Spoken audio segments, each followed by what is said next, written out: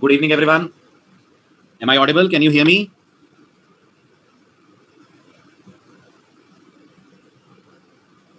Good evening, everyone. Am I audible? आवाज आ रही है मेरी? स्क्रीन क्लियर है?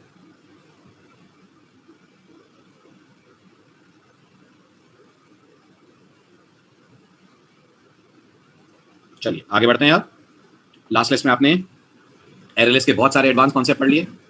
खास तौर पे दो इंपॉर्टेंट चीजें सीखी जो प्रोजेक्ट में खूब यूज होंगी। एरएलएस में सर्चिंग कैसे करते हैं और एरएलएस से सॉर्टिंग कैसे करवाते हैं। पढ़ा था, याद है? आगे बढ़े। अब आते हैं लिस्ट की दूसरी पॉपुलर डिराइव क्लास पे, जिसका जावा में नाम है लिंक लिस्ट। जैसा मैंने आपसे कहा था, लिंक लिस्ट क्लास भी लिस्ट इंटरफेस को इंप्लीमेंट करती है। Link list class internally use करती है एक डब्ल्यू लिंक लिस्ट। जानते हैं डब्ल्यू लिंक लिस्ट क्या होती है? डब्ल्यू लिंक लिस्ट क्या होती है जानते हैं? डेटा स्ट्रक्चर पढ़ा है? Very good. एक ऐसा डेटा स्ट्रक्चर जिसमें हर नोड के पास तीन चीजें होती हैं, एक लेफ्ट, एक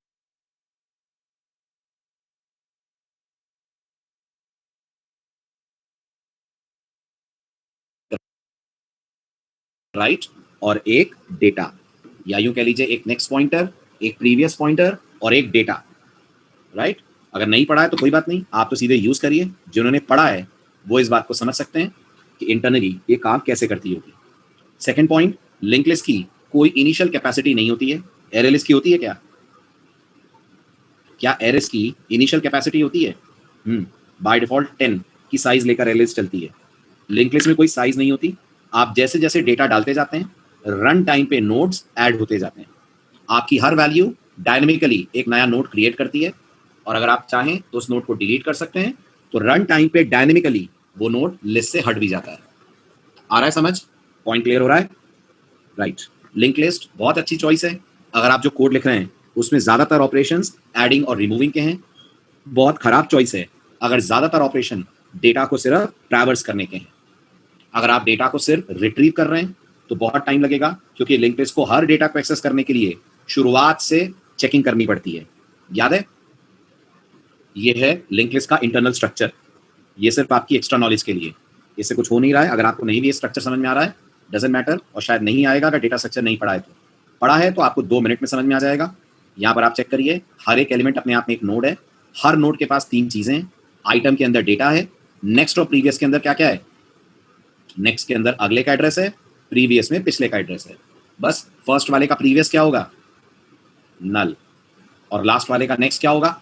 वो भी नल। क्यों? क्योंकि ना लास्ट नोड के बाद कोई होगा, ना फर्स्ट नोड के पहले कोई होगा।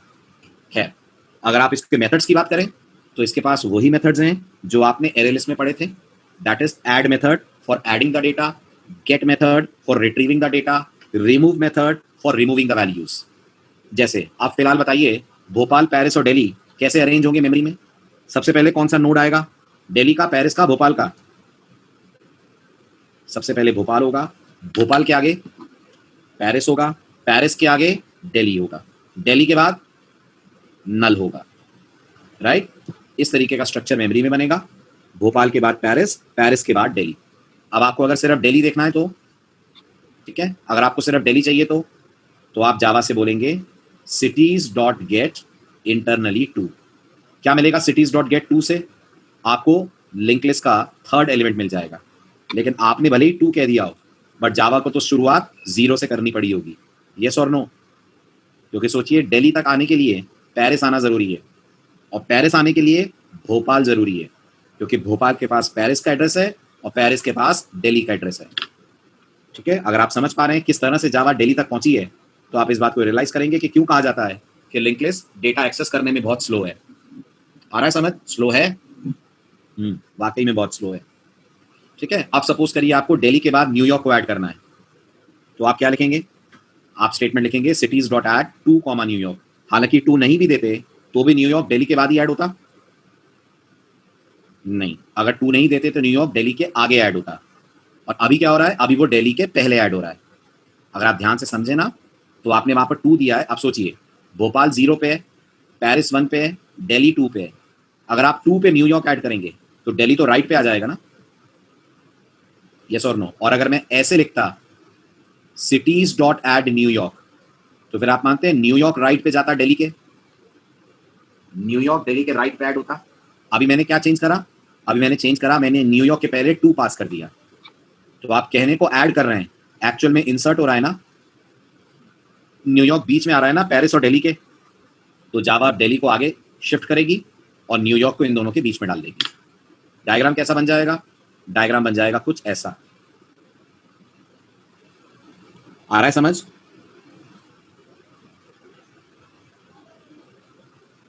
सुमित आपने डेटा स्ट्रक्चर पढ़ा है?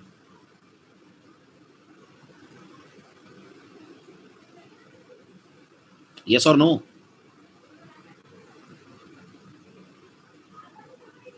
अभी स्टार्ट हुआ है तो फिर दिक्कत होगी बेटा।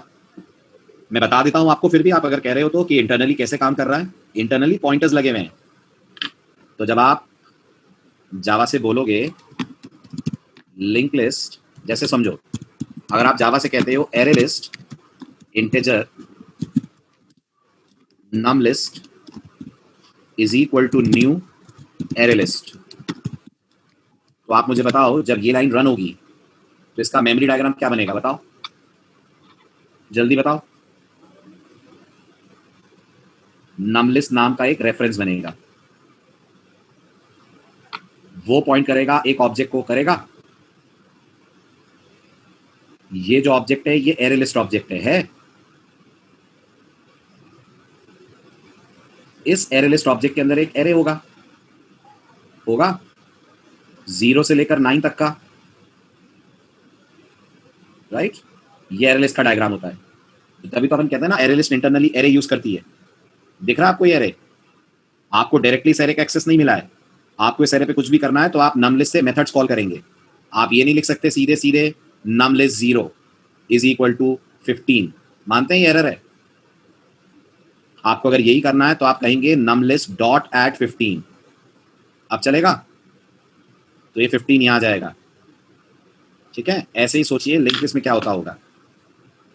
लिंक लिस्ट के केस में आपका एग्जांपल बनेगा लिंक लिस्ट, मान लीजिए मैंने कहा num list, link list integer num list is equals to new link list angular bracket, ये लाइन मैंने लिखी। अब यहाँ इंटरनली क्या पिक्चर बन रही है, तो यहाँ इंटरनली पिक्चर ये बन रही है कि नम लिस्ट नाम का एक रेफरेंस होगा, वो पॉइंट करेगा लिंक लिस्ट के ऑब्जेक्ट को, और इस ऑब्जेक्ट के अंदर एरे है। क्या कहते हो सुमित? एरे लिस्ट के ऑब्जेक्ट के अंदर तो एरे है, यहाँ क्या बैठा हुआ है, यहाँ एक पॉइंटर बैठा है, सिर्फ ना कुछ नहीं, सिर्फ एक पॉइंटर बैठा है।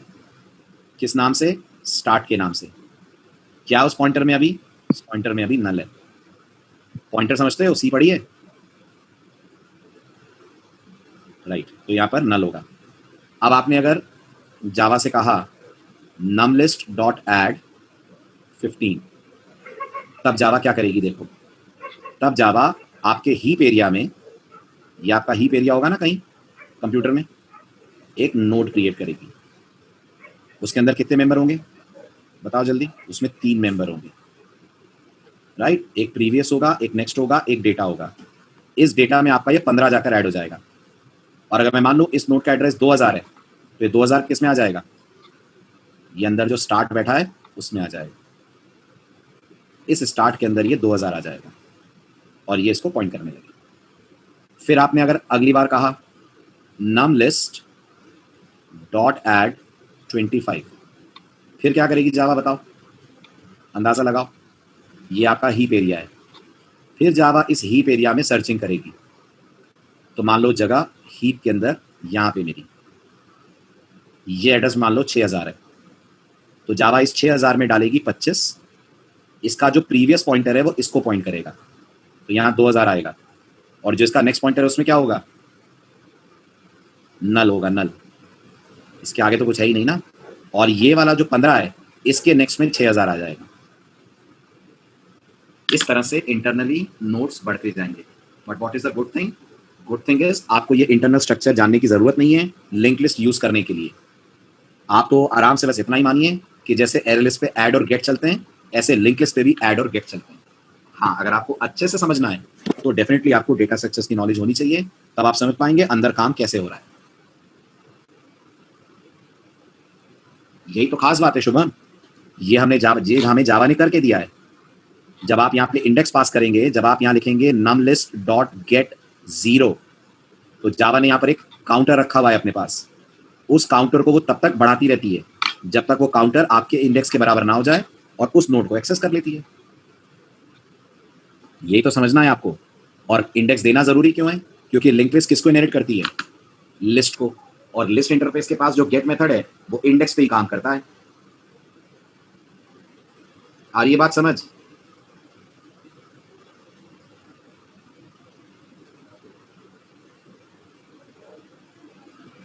क्लियर हो रहा है पॉइंट? इस तरह से लिंक लिस्ट करती है काम। ठीक है, coming back to the code, अपन कोड पे आके इसकी वर्किंग का एक छोटा सा डेमो देख लेते हैं ताकि आपको डाउट्स वगैरह ना रहें।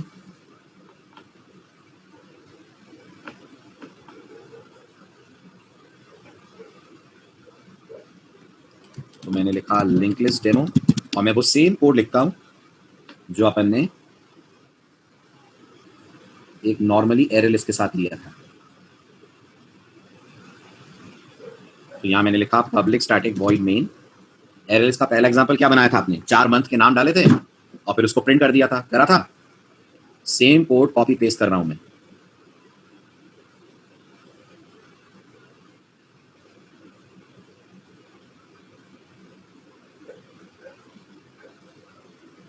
ये लीजिए, ये कोड मैंने उठाया, कॉपी करा और यहां पर पेस्ट कर दिया।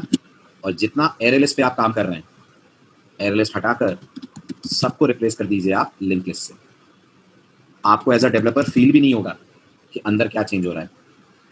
बस आपको डीएस पता होगी तो आप इमेजिन कर पाएंगे अंदर क्या एफर्ट्स जावा को करने पड़ रहे हैं। ठीक, सॉर्ट वॉट सब कुछ यहाँ पे वैसे ही काम करेगा जैसे एरे लिस्ट पे कर रहा था। ठीक, तो इनिशियली आपको क्या दिखेगा? जनवरी, फरवरी, मार्च, अप्रैल दिखेगा। जब आप प्रिंट करेंगे तो जल्दी बोलिए, दिखेगा। फिर आप जब सॉर्ट कर देंगे तो जावा इनको अरेंज कर देगी स्ट्रिंग के अकॉर्डिंगली। बिल्कुल। अब पहले कौन आ जाएगा? अब सबसे पहले अप्रैल आ जाएगा क्योंकि वो ए से स्टार्ट होता है। ये आउटपुट चेक करिए, बिफोर सॉर्टिंग जैसा आपने दिया था, आफ्टर सॉर्टिंग ऐसे हो गया। तो एरे लिस्ट और लिंक लिस्ट फंक्शनैलिटी के मामले में बिल्कुल सगी बहने हैं, बिल्कुल सगी बहने। बस आपको ये समझना है, एरे लिस्ट को आप तब यूज करें जब प्रोग्राम में रिट्रीवल्स ज्यादा हो, ऐड रिमूव कम हो। लिंक लिस्ट को तब यूज करें जब ऐड रिमूव ज्यादा हो, रिट्रीवल्स कम हो गया क्लियर? ठीक है, तो लिंक लिस्ट पे ज्यादा टाइम हमें लगेगा नहीं, ज्यादा टाइम की जरूरत भी नहीं है। उससे ज्यादा इंपॉर्टेंट है अब हमारा अगला टॉपिक। ठीक है, ये समरी आप पढ़ लीजिए लिंक लिस्ट की और बताइए बात समझ में आ रही है? आपको अगर रैंडम एक्सेस करना है तो लिंक लिस्ट बेटर नहीं है। आपको लग रहा है कि आप रैंडमली कर रहे हैं, बट जावा को अंदर हर बार स्टार्टिंग से जाकर उस नोड तक जाना पड़ता होगा जिसका आपने इंडेक्स दिया है। Getting this? गुड। अब आइए very very very important collection, that is set. Maths में सेट पढ़ा है आपने? मैथमेटिक्स में सेट पढ़ा है? गुड। क्या होता है? जल्दी जल्दी बोलिए, मैथ्स में सेट क्या होता है? एक यूनिक कलेक्शन होता है एलिमेंट्स का। बिल्कुल सही, मैथ्स में कलेक्शन ऑफ डेटा होता है और यूनिक होता है। Set is a unique collection, right.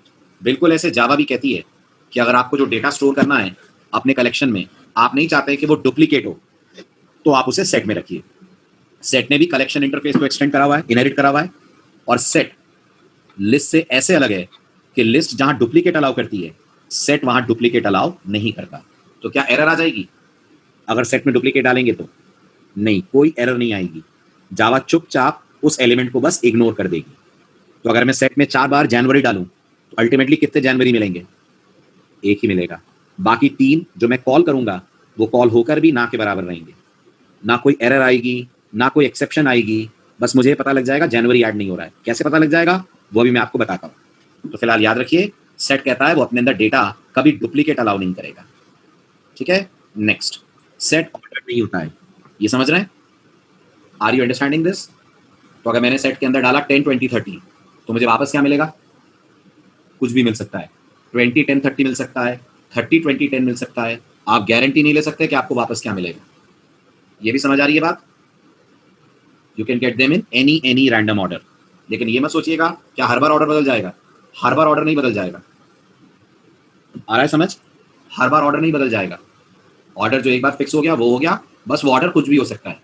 तो ये मत सोचिएगा सर एक बार 10 20 30, अगली बार क्या फिर 30 20 10 हो जाएगा। नहीं, ऐसा कुछ नहीं है। Yes, but tree set gives the data in sorted order. Okay Aman, tree set sorted order में डेटा देती है। क्लियर? दोनों में फर्क है। ठीक, चलिए आगे बढ़ते हैं। तो सेट कहता है वो डुप्लीकेट अलाउ नहीं करेगा, सेट कहता है वो ऑर्डर्ड कलेक्शन भी नहीं है, राइट? और सेट के अंदर इंडेक्सेस भी नहीं होते हैं। आ रही है मेरी बात समझ? सेट के अंदर इंडेक्सेस भी नहीं होते हैं। इसको समझने के लिए एक छोटा सा एग्जांपल मैं आपको देता हूं, ठीक है? ध्यान से देखिएगा। मैं वीडियो ऑन कर रहा हूं, फिर आपसे कुछ पूछूंगा, आप बताना मेरे क्वेश्चन का आंसर क्या है। बताइए, मेरे हाथ में कलेक्शन ऑफ आइटम्स है, दिख रहा है? जल्दी जल्दी बोलिए। अब बताइए इसमें पहला आइटम कौन सा है, बताइए। नहीं बता सकते ना? इसमें कोई इंडेक्सिंग थोड़ी लगी हुई है। यस और नो? मतलब आप पेन्स का बंडल अपने हाथ में पकड़ लें तो आप ये थोड़ी बता सकते हैं कि इस पेन के बंडल में पहला पेन कौन सा और आखिरी पेन कौन सा है। आ रहा है समझ? इसलिए सेट के अंदर ये सवाल कोई मतलब का नहीं होता कि सेट का पहला एलिमेंट और आखिरी एलिमेंट कौन है। ठीक है? आप सेट को अनऑर्डर्ड कलेक्शन मानिए, उसमें आपको रैंडमली डेटा मिलेगा, और क्योंकि रैंडमली मिलेगा इसलिए कोई पोजीशन इंडेक्सेस सेट के अंदर नहीं होते हैं। आ रही है बात समझ? तो इसका मतलब इसके पास गेट भी नहीं होता होगा। व्हाट यू से? नहीं होता है। इसमें आप गेट से डेटा गेट नहीं कर सकते। लिस्ट के पास गेट है, हाँ या ना? है। लिस्ट का गेट इंडेक्स लेता है, यस, लेकिन इसके पास कोई गेट नहीं है। फिर देखते हैं इससे डेटा कैसे मिलेगा हमें। ठीक है, आगे बढ़े।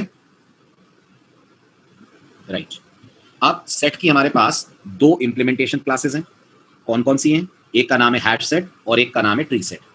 हैश सेट की खास बात है वो सबसे फास्ट डेटा एक्सेस करके आपको देती है, क्योंकि वो एक बहुत फेमस डेटा स्ट्रक्चर यूज करती है जिसका नाम होता है हैश टेबल, और वो इंटरनली एक बहुत इंपॉर्टेंट टेक्निक यूज करती है, सर्चिंग की टेक्निक, जिसका नाम होता है हैशिंग।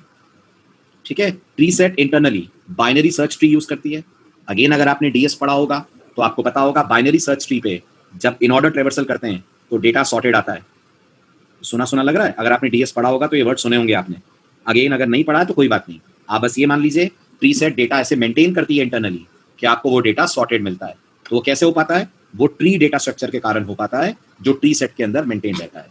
जैसे एरे लिस्ट में एरे रहता है, लिंक लिस्ट में डबली लिंक लिस्ट रहती है, ऐसे ट्री सेट के अंदर एक ट्री मेंटेन करा जाता है। समझ आ रहा है? चलिए आगे बढ़ते हैं। अब बात करते हैं हैश सेट क्लास की। हैश सेट क्लास की क्या खास बात है? नंबर 1, हैश सेट सेट को इंप्लीमेंट करती है। नंबर 2, वो इंटरनली यूज करती है हैश टेबल। ठीक है? नंबर 3, उसमें कोई गारंटी नहीं रहती कि जिस ऑर्डर में आपने डेटा डाला है कि आपको डेटा उसी ऑर्डर में मिलेगा। ठीक, डेटा डालते कैसे हैं? डेटा डालने के लिए हैश सेट के पास मेथड होता है ऐड, और गौर करिए इसकी रिटर्न टाइप बूलियन है। अब आप अंदाजा लगाइए इसकी रिटर्न टाइप बूलियन क्यों है। सोचिए इसकी रिटर्न टाइप बूलियन क्यों है।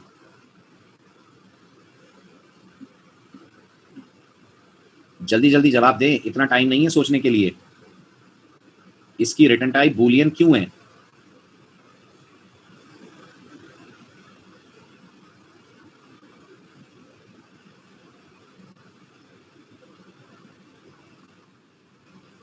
इसकी रिटर्न टाइप बूलियन इसलिए है ताकि हमें इसके थ्रू पता लगे जो डेटा हमने ऐड करा है वो ऐड हो पाया कि नहीं हो पाया। आ रहा है समझ? राइट, ऐड कब नहीं होगा? जल्दी बताइए, ऐड कब नहीं होगा? वेरी गुड, जब डेटा डुप्लीकेट होगा। तो अगर मैंने कहा system.out.println hs.add10, तो क्या 10 ऐड हो जाएगा? और मुझे आंसर क्या मिलेगा? आंसर मिलेगा ट्रू। फिर मैं कहता हूं system.out.println hs.add5, 5 ऐड हो जाएगा? आंसर क्या मिलेगा? आंसर मिलेगा ट्रू। फिर मैंने कहा system.out.println hs.add फिर से 10, होगा? नहीं होगा। अब की बार आंसर मिलेगा मुझे false. This is what add does. Are you getting this? जैसे आप नोटिस करिए, ये मैंने स्ट्रिंग्स का हैश सेट बनाया है, ऐड करा इसके अंदर CAB। अब जब मैं डिस्प्ले करूंगा हैश सेट को तो क्या मिलेगा? CAB मिलेगा। अरे डिस्प्ले करूंगा, फॉल्स मिलेगा। फॉल्स किस बात का मिलेगा अमन? फॉल्स कहां से आ गया? फॉल्स किस बात के लिए मिलेगा?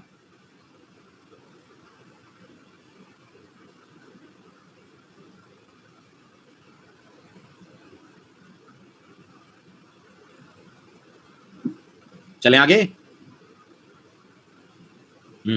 रैंडमली किसी भी ऑर्डर में डेटा मिलेगा आपको, ठीक है। अब ये यही वाला एग्जांपल अपन हैश सेट से करते हैं। शुरू के 4 महीनों के नाम हैश सेट में स्टोर करते हैं और उसके बाद उनको डिस्प्ले करवाते हैं, right. So I right the code, I call it hash set demo 1, ठीक है। पब्लिक स्टैटिक वॉइड मेन, यहां लिखा मैंने हैश सेट, पास करा मैंने यहां पर स्ट्रिंग, नाम दिया मैंने hs is equals to new hash set,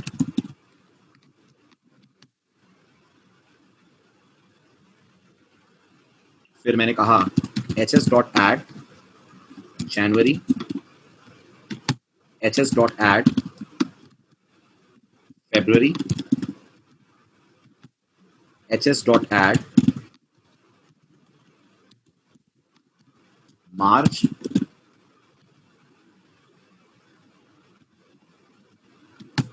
hs dot add April. अब मैं hs को प्रिंट करता हूं। जैसे ही आप इसको रन करेंगे मिलेंगे आपको चारों मंथ, लेकिन गौर करिए ऑर्डर क्या आ रहा है आपके, इंसर्शन ऑर्डर जैसा आ रहा है क्या? क्या ये आपका इंसर्शन ऑर्डर है? क्या ये उसी ऑर्डर में आ रहे हैं जिस ऑर्डर में आपने इंसर्ट करें? नहीं, इंसर्शन ऑर्डर तो आपने जनवरी फरवरी का दिया है, लेकिन यहां तो सबसे पहले फरवरी दिख रहा है। क्या ये सॉर्टेड ऑर्डर है? जल्दी बोलिए।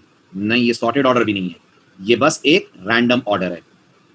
रैंडम ऑर्डर में जावा आपको वैल्यूज दिखा दे रही है। नहीं, हर बार ऑर्डर चेंज नहीं होगा, अब यही रहेगा। चेक करिए, फरवरी मार्च जनवरी अप्रैल था, फिर मैंने रन करा, फरवरी मार्च जनवरी अप्रैल, फिर रन करा, फरवरी मार्च जनवरी अप्रैल। Getting this? नेटबीन्स रीस्टार्ट किया तब भी यही रहेगा, अंदर हैशिंग लगी है ना, हैशिंग से जो जनरेट होगा पोजीशन वो सेम रहेगी, ठीक है। बढ़े आगे। ऐसा कैसे? क्योंकि वो हैश कोड के बेस पर हो रही है। पढ़ेंगे आप अभी आगे, पेशेंस रखिए, समझ में आएगा कैसे हो रहा है, क्या हो रहा है अंदर, ठीक। आगे बढ़े, राइट। अब आपने एक चीज नोटिस करी होगी, मैंने पूरा डेटा एक साथ प्रिंट करा लिया, हाँ कि ना? सारा डेटा एक साथ मिल रहा है ना अपन को। मैं सारा डेटा एक साथ नहीं चाहता हूं, मैं चाहता हूं ये डेटा मुझे एक एक करके मिले। एक तरीका तो ये है कि मैं इस पर एनहांस फॉर लगा लूं, लगा सकता हूं? बोलिए जल्दी। इसको मैं सेव एज कर लेता हूं और इसे एनहांस फॉर से अपन डिजाइन करते हैं। तो ये हो गया हैश सेट डेमो 2 डॉट जावा, ठीक है। यहां मैंने लिखा for string s colon hs, इतना क्लियर? यही होगा ना एनहांस फॉर का सिंटेक्स। और अंदर लिखा हमने system dot out dot println s, ठीक है। अभी भी आप नोटिस करिए तो कोड आपका सही सही चलेगा। जैसे ही रन करेंगे आउटपुट में मिल जाएगा फरवरी मार्च जनवरी अप्रैल, मिल रहा है। शाबाश, वेरी गुड। बट अगर आप चाहें तो एनहांस फॉर के अलावा एक और बेटर और फास्ट तरीका है, अगर आप कलेक्शंस को ट्रैवर्स करना चाहते हैं, राइट। और वो बेटर और फास्ट तरीके का नाम आपके स्क्रीन पे आ रहा है, लिखिए जरा चैट विंडो में, क्या पढ़ पा रहे हैं आप? Very good. उस बेटर और फास्ट तरीके का नाम है इटरेटर।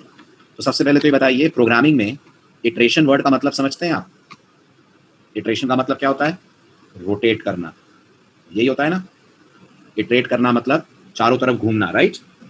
तो जावा में आपके पास इटरेटर नाम की एक चीज है जिसकी मदद से आप, हाँ बिल्कुल, एक तरह से लूप भी कह सकते हैं, जिसकी मदद से आप किसी भी कलेक्शन को कर सकते हैं ट्रैवर्स। बट कैसे करते हैं उसकी कहानी आपको समझनी पड़ेगी, ठीक है। जितनी भी लिस्ट और सेट की डिराइव क्लासेस हैं, यानी जो मैं आपको पढ़ाने जा रहा हूं वो किस किस पे एप्लीकेबल है बताओ? जो मैं आपको पढ़ाने जा रहा हूं वो किस किस पे एप्लीकेबल है बताइए? वो एप्लीकेबल है array list, link list, hash set, tree set, सब पे। समझ आ रहा है? इन सबके पास एक इटरेटर नाम का कॉन्सेप्ट होता है। अब सवाल आता है क्या होता है ये कॉन्सेप्ट? एक्चुअल में इन सबके पास एक मेथड होता है। किन के पास? Array list, link list, hash set और ट्री सेट। मेथड का नाम होता है इटरेटर। जैसे आपने देखा इनके पास ऐड नाम का मेथड है, ऐसे इनके पास इटरेटर नाम का मेथड है। तो आपको इस मेथड को करना पड़ता है कॉल, क्योंकि नॉन स्टैटिक है तो इसे कॉल कौन करेगा? मानते हैं हैश सेट का ऑब्जेक्ट या लिंक लिस्ट या एरे लिस्ट का ऑब्जेक्ट, किसी से भी आप इसे कॉल करिए। अब ये आपको रिटर्न क्या करता है? तो ये आपको एक तरीके का पॉइंटर रिटर्न करता है, एक तरीके का पॉइंटर रिटर्न करता है। क्या होता है उस पॉइंटर की टाइप? उस पॉइंटर की टाइप होती है इटरेटर। इटरेटर कौन है? ये java.util पैकेज के अंदर अवेलेबल एक इंटरफेस है। तो इटरेटर एक इंटरफेस है। आईटी कौन हुआ? जल्दी बताओ, अगर इटरेटर एक इंटरफेस है तो आईटी कौन हुआ? आईटी उसका रेफरेंस हुआ, है ना। और जब आप कहेंगे इज इक्वल टू hs.iterator, तो जावा आपको ये जो हैश सेट है इस पे पॉइंट करने के लिए एक इटरेटर ऑब्जेक्ट रिटर्न करेगी। तो उसको रेफर करने का काम ये आईटी करेगा। सवाल आता है ऐसा करने से हो क्या रहा है, मेमोरी में पिक्चर क्या बन रही है? ऐसा करने से मेमोरी में क्या पिक्चर बन रही है ये आप ध्यान से देखिए। ये जो आपको E1 E2 दिख रहे हैं ये आप कलेक्शन मान लीजिए, चाहे आप इसे एरे लिस्ट मान लें, हैश सेट मान लें या ट्री सेट मान लें या लिंक लिस्ट मान लें। ये ब्लू कलर का एरो दिख रहा है आपको, दिख रहा है, वो इटरेटर है। तो हुआ क्या होगा, आपने ये लाइन जैसे ही लिखी होगी iterator IT equal to hs.iterator। यहां बताइए hs कौन है? hs कौन है यहां पर?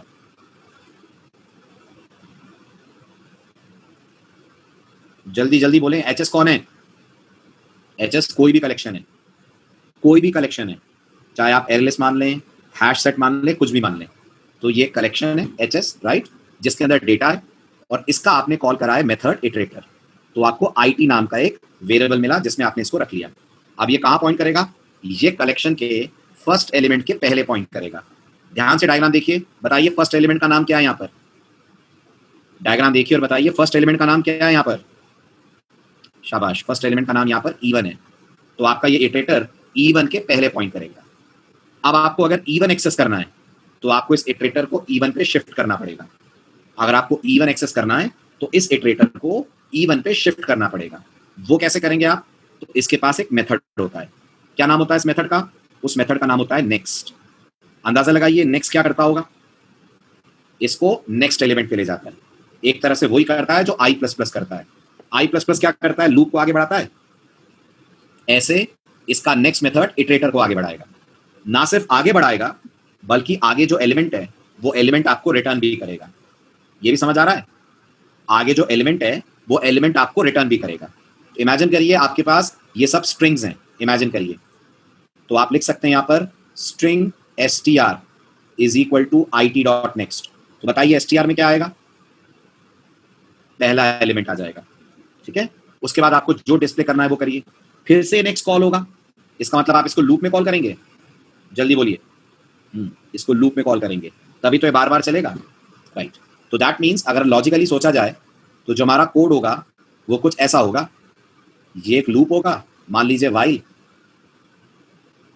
ठीक है। अंदर हमने लिखा होगा string str is equal to IT.next और यहां कहा होगा हमने SOP str। ये दो लाइनें क्लियर है जो लूप के अंदर मैंने लिखी हैं? यस और नो? राइट। अब एक चैलेंज ये आता है कि इस लूप को हम चलाएंगे कब तक, ठीक है। तो आपको क्या लगता है लूप कब तक चलना चाहिए? कॉमन सेंस क्या कहता है?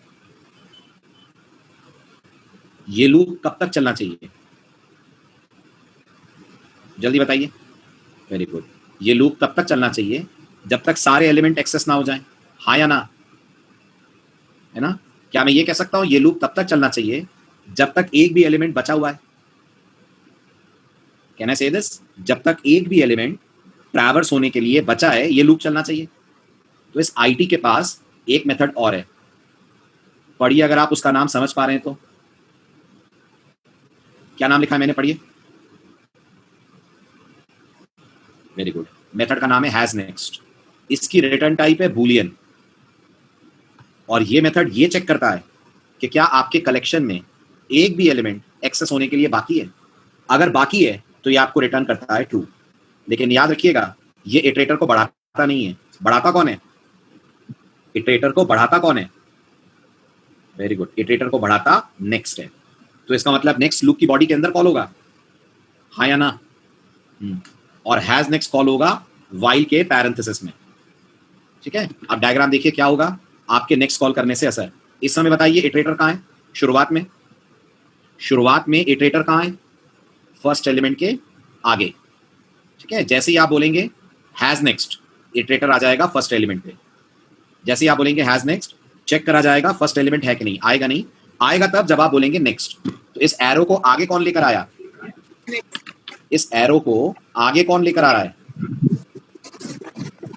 इसको आगे लेकर आ रहा है, नहीं नेक्स्ट ला रहा है, हैज नेक्स्ट आगे नहीं ला रहा है। निशात आपका ऑडियो ऑन है, ऑडियो ऑफ करिए। निशात अंजुम, राइट, आगे हैज नेक्स्ट नहीं ला रहा है, आगे बढ़ाने का काम तो नेक्स्ट कर रहा है। हैज नेक्स्ट तो बस ये बता रहा है कि आगे जा सकते हैं कि नहीं जा सकते हैं।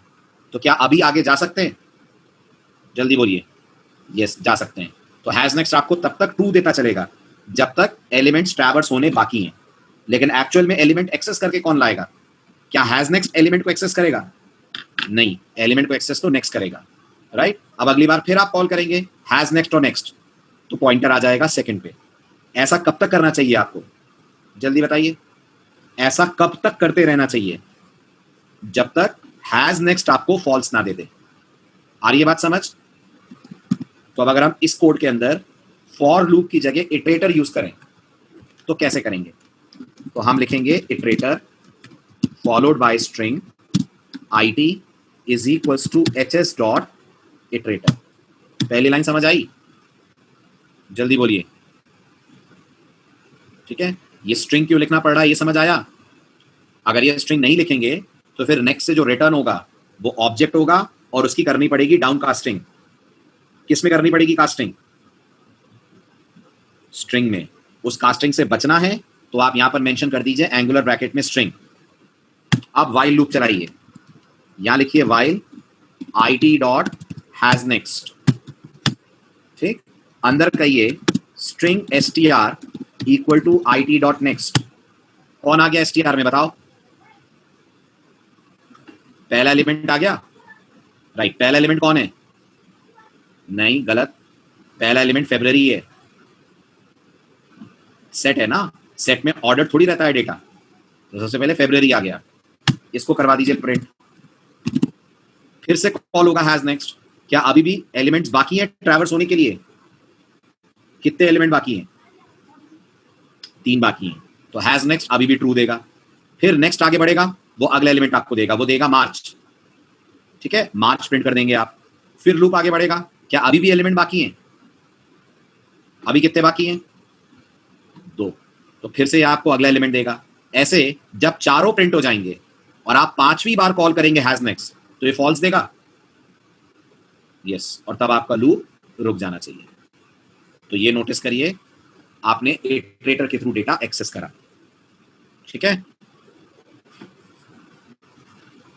तरुण, इंटरनली इटरेटर को इंप्लीमेंट ऐसे करा गया है कि उसका वर्क करने का स्पीड, वर्क करने का तरीका एनहांस फॉर से बेटर है। ऐसी एल्गोरिथम लगाई गई है इटरेटर के साथ कि वो ज्यादा स्पीडी तरीके से डेटा रिट्रीव करता है। ओके, चलूं आगे, कंप्लीट। चलिए नेक्स्ट।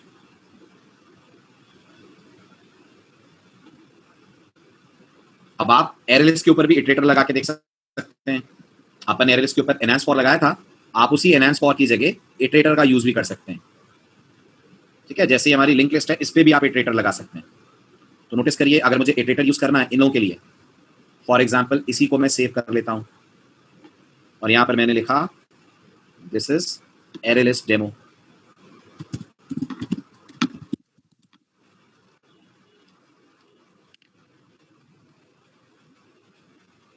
ठीक, यहां मैंने चेंज कर दिया, अंदर हैश सेट की जगह अपन यूज कर रहे हैं एरेलिस्ट को। ठीक, ये हैश सेट चेंज कर दीजिए, इसको बना दीजिए एरेलिस्ट, एरेलिस्ट ऑफ स्ट्रिंग्स।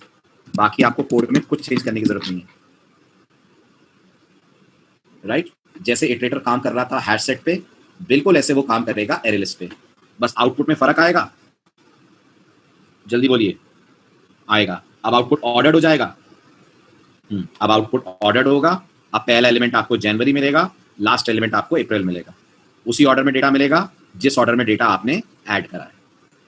लेकिन काम इटरेटर लिस्ट पे भी करता है और काम इटरेटर सेट पे भी करता है। यहां तक क्लियर हुआ? ठीक है, अब आगे की कहानी सुनिए, बहुत ही इंपॉर्टेंट। ठीक है, बहुत ज्यादा अटेंटिव हो जाइएगा। इस कोड का आउटपुट बताइए।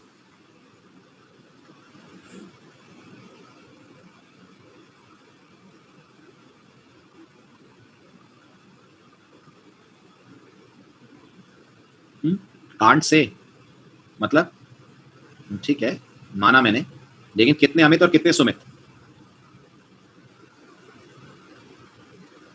एक एक ना, एक बार अमित और एक बार सुमित आएगा ना, यही होगा ना इस कोड के अंदर। यस, जब आप दूसरी बार अमित ऐड करेंगे तो जावा को समझ आ जाएगा ना कि अमित दूसरी बार ऐड हो रहा है, राइट? तो आप नोटिस करिए, आपको अमित एक ही बार मिलेगा। यस और नो? एक ही बार मिला अमित। ठीक है, अब सवाल आता है ऐसा कैसे हुआ? तो जब आप हैश सेट डुप्लीकेसी अलाउ नहीं करता। एरर किस बात की एरर अमन? एरर क्यों लग रही है अमन आपको? तो डुप्लीकेट देने पर सेट एरर देता है, ऐसा पढ़ा अपन ने।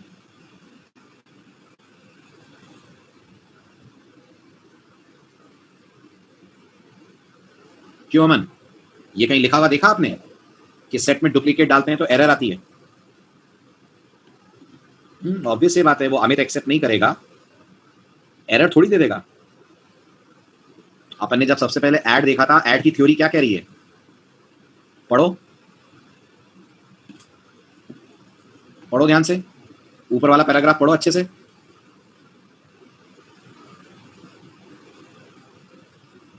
कहीं लिखा है एरर आएगी?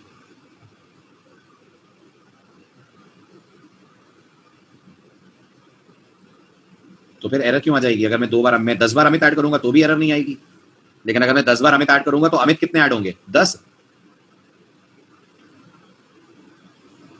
अमित एक ही बार ऐड होगा, है ना?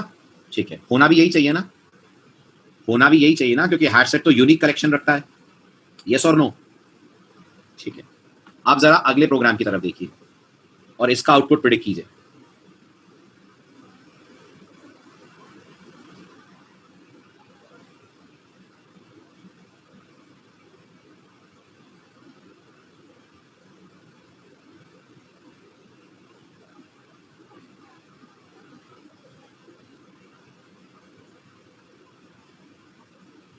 Very good. क्यों शुभम, ऐसा क्यों?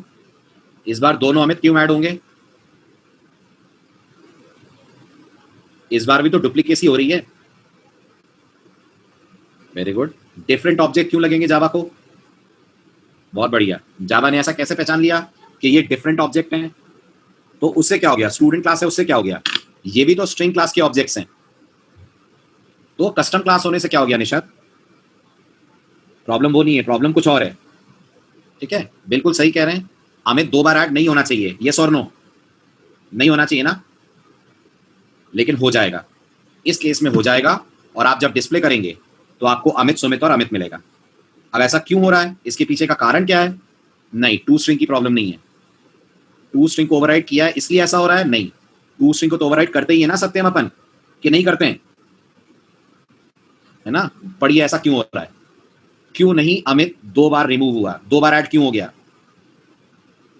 पढ़िए ध्यान से, पढ़िए पढ़िए पढ़िए, पहले ध्यान से, अपने मन से मत सोचिए कुछ भी, पहले पढ़िए ध्यान से, फिर सोचिएगा। आराम से स्लाइड पढ़ो, पढ़ लोगे तो डन लिखना।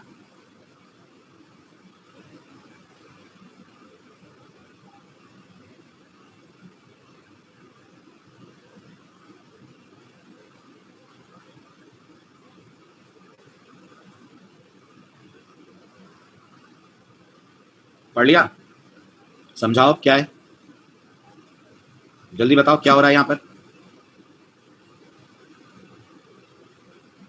वेरी गुड तरुण, हैश कोड का खेल है। क्या खेल है तरुण हैश कोड का? ये क्या चक्कर है?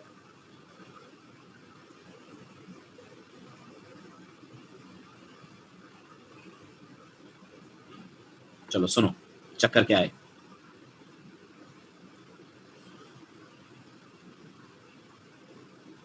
देखो ध्यान से, बहुत अच्छा, वेरी गुड। सबसे पहले समझिए, ये जो आपने एच बनाया है, ये एक रेफरेंस है जो हैश सेट के ऑब्जेक्ट को पॉइंट करेगा, हाँ कि ना? ये हैश सेट का ऑब्जेक्ट होगा, राइट। अब आपने सबसे पहले स्टूडेंट क्लास का एक ऑब्जेक्ट बनाया जिसके अंदर आपने अमित रखा। ये स्टूडेंट का ऑब्जेक्ट है ना? आपको याद है हर ऑब्जेक्ट का एक यूनिक न्यूमेरिक रिप्रेजेंटेशन होता है जिसे हैश कोड बोलते हैं, है ना? इमेजिन करिए ये S1 है और इमेजिन करिए स्टूडेंट S1 का जो हैश कोड है वो 101 है। तो जब आपने HS में S1 ऐड करा बाय राइटिंग hs.add S1, तो जावा ने सबसे पहले हैश सेट के अंदर ढूंढा कि क्या 101 हैश कोड वाला कोई स्टूडेंट ऑब्जेक्ट है। आप बताइए, क्या इस वक्त हैश सेट के अंदर 101 आईडी वाला या हैश कोड वाला कोई स्टूडेंट है? नहीं है। तो जावा ने क्या करा? जावा ने इस S1 को हैश सेट के अंदर ऐड कर दिया। क्या हैश कोड है इस S1 का? जवाब दीजिए जरा। 101 अपन मान लेते हैं, ठीक है? होगा ये कुछ और।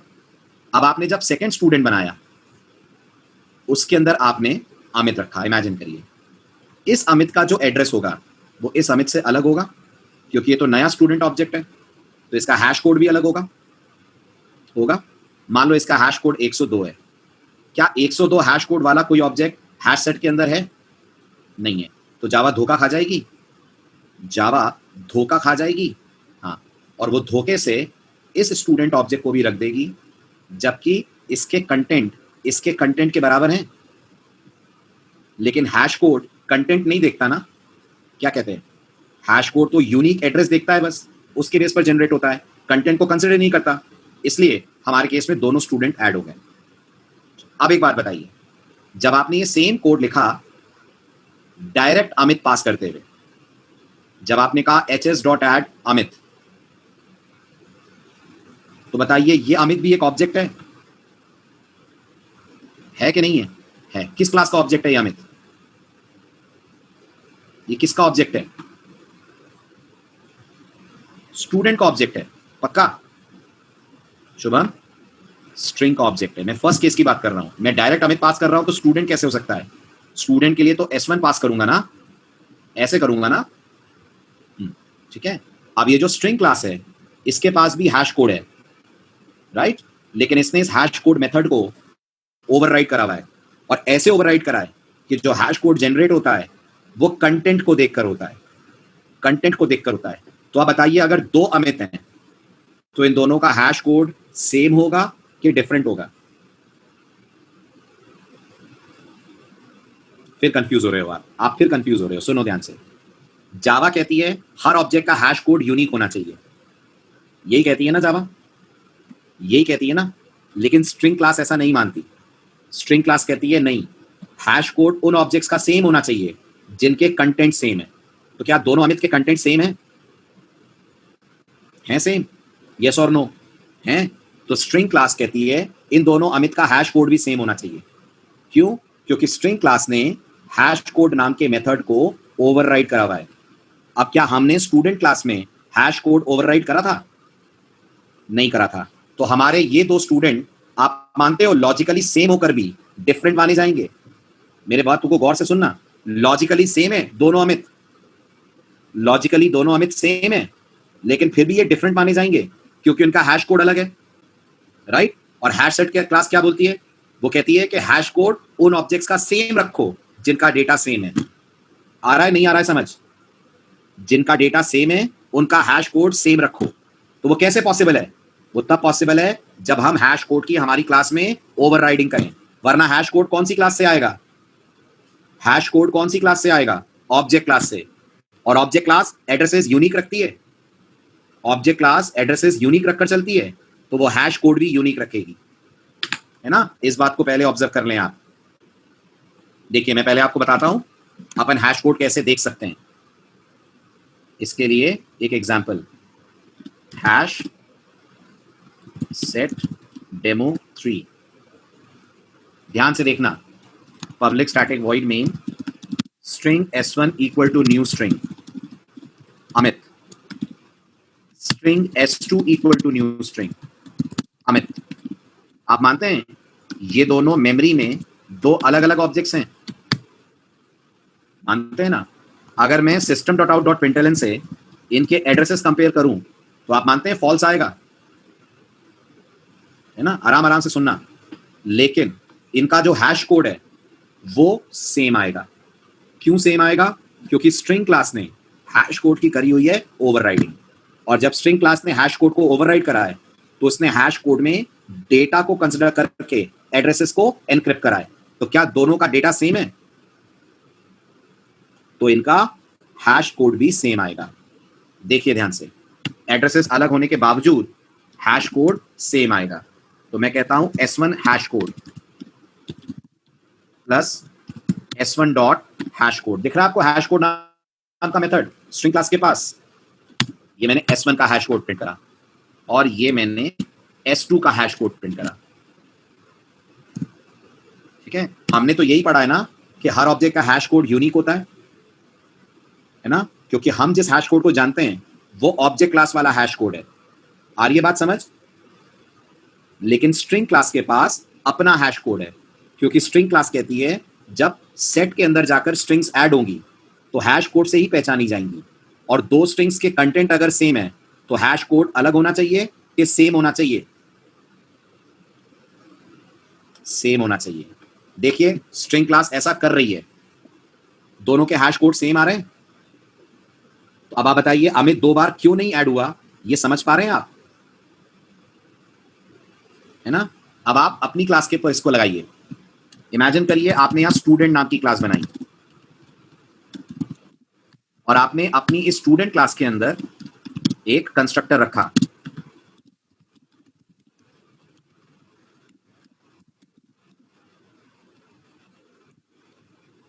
Parameterise constructor. आपने यहां पर एक स्ट्रिंग नेम रखा, यहां रखा आपने दिस डॉट नेम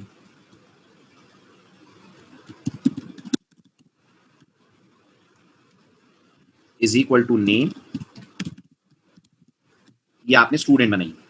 आप मुझे बताइए अगर मैं स्टूडेंट क्लास के ऑब्जेक्ट्स बनाता हूं by writing student st1 equal to new student और यहां से पास करता हूं अमित, और फिर मैं कहता हूं student st2 equal to new student, तो आप बताइए ये दोनों भी फिजिकली दो अलग अलग ऑब्जेक्ट्स हैं? हाँ या ना? हैं। अगर इनके एड्रेसेस कंपेयर करूंगा तो फॉल्स आएगा? आएगा। और इनके हैश कोड के बारे में क्या विचार है आपका? क्या इनका हैश कोड सेम आएगा या इनका हैश कोड एक दूसरे से अलग आएगा? बहुत बढ़िया, बहुत बढ़िया। मतलब कलेक्शन समझ में आ रहा है, बिल्कुल सही कह रहे हैं। इनका हैश कोड सेम नहीं आएगा, क्योंकि ये कौन सा हैश कोड यूज हो रहा है? ये ऑब्जेक्ट क्लास वाला हैश कोड यूज हो रहा है, और वो तो कहता है ऑब्जेक्ट अलग तो हैश कोड भी अलग। तो देखिए जहां स्ट्रिंग दोनों अमित का हैश कोड सेम दिखा रही है, वहां स्टूडेंट दोनों का हैश कोड अलग दिखा रही है। आप सोचिए, सिंपल है ना समझना, दोनों स्टूडेंट क्यों हैश सेट में ऐड हो गए थे जबकि दोनों में अमित ही था? राइट। तो अब हमें क्या करना चाहिए? अगर हम चाहते हैं ये गलती ना हो तो हमें क्या करना चाहिए? हमें स्टूडेंट में हैश कोड को करना चाहिए ओवरराइड। आ रहा है समझ? और जब जब हैश कोड ओवरराइड होता है उसके साथ इक्वल्स भी ओवरराइड करना पड़ता है। क्यों? क्योंकि जावा हैश कोड कंपेयर करने के बाद इक्वल्स भी कंपेयर करती है, ये चेक करने के लिए कि डेटा एग्जैक्टली मैच हो रहा है कि नहीं। ठीक है, अगर डेटा और एड्रेस दोनों मैच हो रहे हैं तो जावा ऐड नहीं करती। अगर हैश कोड मैच हो रहा है पर डेटा अलग है तो जावा ऐड कर देती है। समझ आ रहा है? फिर सुनिए, जावा कहती है तुम जब हैश कोड को ओवरराइड करो तो इक्वल्स को भी करना। इसका कारण यह है कि अगर आपके दो ऑब्जेक्ट्स ऐसे हैं जिनका हैश कोड सेम आ रहा है तो हो सकता है उनका डेटा डिफरेंट हो। आ रही है बात समझ? ये जावा का प्रिंसिपल है। तो जावा कहती है इक्वल्स को भी ओवरराइड करो, क्योंकि हैश कोड अब आप मानते हैं एड्रेस के बेस पर नहीं आएगा। तो इसका मतलब है ना, दो ऑब्जेक्ट का हैश कोड सेम हो सकता है। अब एड्रेस थोड़ी देखेंगे आप तो आप डेटा देखेंगे। तो जावा का ये मानना है कि ऐसा पॉसिबल है कि दो ऑब्जेक्ट्स जिनका डेटा अलग अलग हो उनका हैश कोड सेम आ जाए। इसलिए वो कहती है आप इक्वल्स को भी ओवरराइड करो, ताकि डबल श्योरिटी हो जाए। ऑब्जेक्ट वाकई में सेम हो तो हैश सेट में ऐड ना हो, डिफरेंट हो तो ऐड हो जाए। इसलिए आपने देखा था कल जब हम लोग इक्वल्स ओवरराइड कर रहे थे तो नेटबीन्स कह रहा था हैश कोड को भी करो। देखा था आपने लास्ट लेक्चर में? नहीं देखा था तो आज देखिए। अब मैं स्टूडेंट क्लास में आता हूं, राइट क्लिक करके यहां पर इंसर्ट कोड पे क्लिक करता हूं, हमें किसे ओवरराइड करना है? हैश कोड को ना। तो देखिए हैश कोड हमेशा अपने साथ इक्वल्स को लेकर आ रहा है, दोनों को ओवरराइड करने को कह रहा है नेट बीन्स, राइट? इसको बोलते हैं हैश कोड इक्वल्स कॉन्ट्रैक्ट। लिखिए चैट विंडो में क्या सुना आपने, इसको क्या बोलते हैं? इसको बोलते हैं हैश कोड इक्वल्स कॉन्ट्रैक्ट। अगर एक ओवरराइड हो तो दूसरा भी हो, तो हमें दोनों को ओवरराइड करना चाहिए। क्या कहते हैं? हमें दोनों को ओवरराइड करना चाहिए। आप नोटिस करिए, अगर मैं रन करूं तो दोनों अमित के हैश कोड सेम आएंगे, दोनों स्टूडेंट के हैश कोड सेम आ गए, आ गए। इसका मतलब अब अगर हम ऐड करेंगे तो फिर ये यूनिक माने जाएंगे, आई मीन सेम माने जाएंगे। अब यूनिक नहीं माने जाएंगे ना। अब कितने अमित, अब कितने स्टूडेंट ऐड होंगे? अगर हैश सेट में ऐड करूं तो कितने स्टूडेंट ऐड होंगे? अब अमित के नाम से तो एक ही ऐड होगा, और अगर मैं अमित की जगह सुमित कर दूं तो दोनों का हैश कोड अलग आएगा। बिल्कुल, रन कीजिए, दोनों का हैश कोड आपको अलग दिखेगा। तो अब अमित सुमित हैश कोड में ऐड हो जाएंगे स्टूडेंट ऑब्जेक्ट की तरह, बिल्कुल हो जाएंगे। अब जावा को कोई दिक्कत नहीं है, ठीक है। आइए परसों करते हैं इसकी और कोडिंग, ठीक। चलिए बाय बाय, टेक केयर।